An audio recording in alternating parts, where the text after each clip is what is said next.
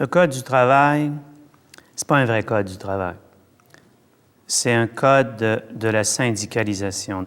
Le Code du travail ne parle jamais du travail, ne parle jamais d'organisation du travail, ne traite en rien des conditions de travail. Le Code du travail, c'est le code de l'organisation, de la mise en place du syndicat, du monopole syndical dans une entreprise. Grosso modo, le système qu'on connaît au Québec, c'est ce que j'appelle, moi, la superposition de deux grands monopoles, et c'est ça le modèle québécois. Alors, deux monopoles superposés, le monopole d'État sur la fourniture des services en santé, éducation, électricité, par exemple, et, ce qui allait de soi, le monopole syndical des syndicaleux sur les jobs à faire dans ces services publics. Alors, deux monopoles superposés. Déjà qu'un, c'est catastrophique. Essayez d'imaginer ce que ça peut donner comme effet de ultra catastrophique. Je vous donne un exemple seulement, tout le monde va comprendre, c'est tellement évident.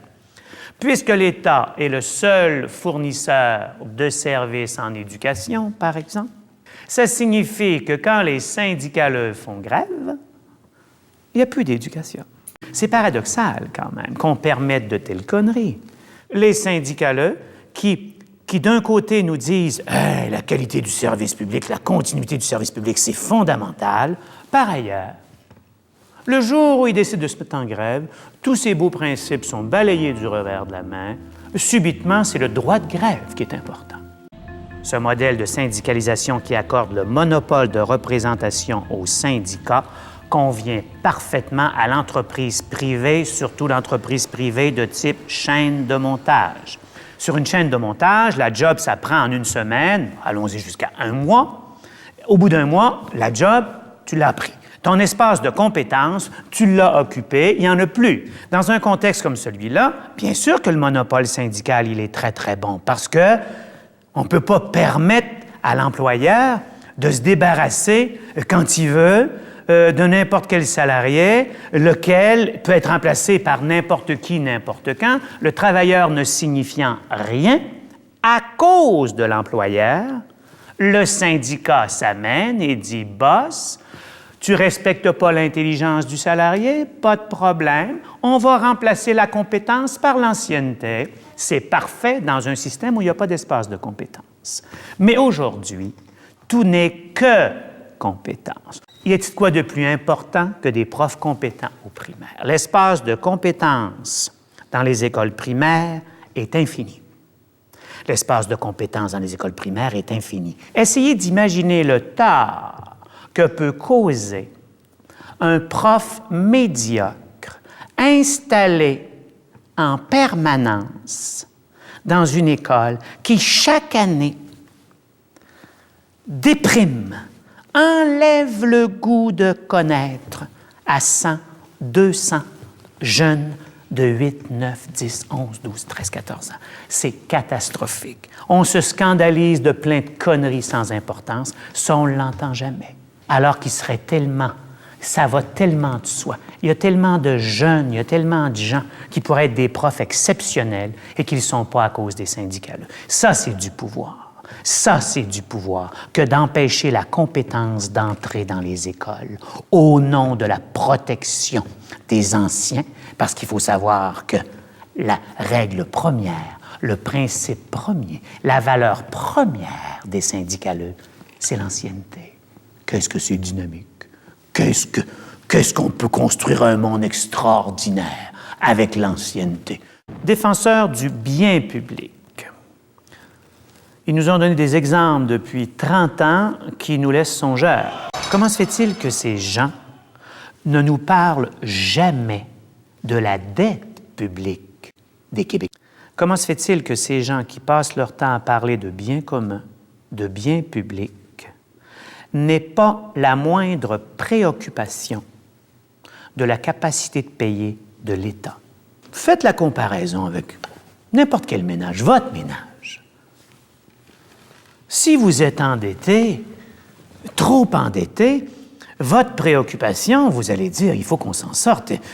Désormais, on ne prend plus une seule décision qui ne tienne pas compte de ce qu'on est très endetté et on va aller dans le sens d'un moindre endettement parce que sinon, c'est nous et nos enfants qui allons subir les conséquences. Ça va tellement de soi que j'insiste pas.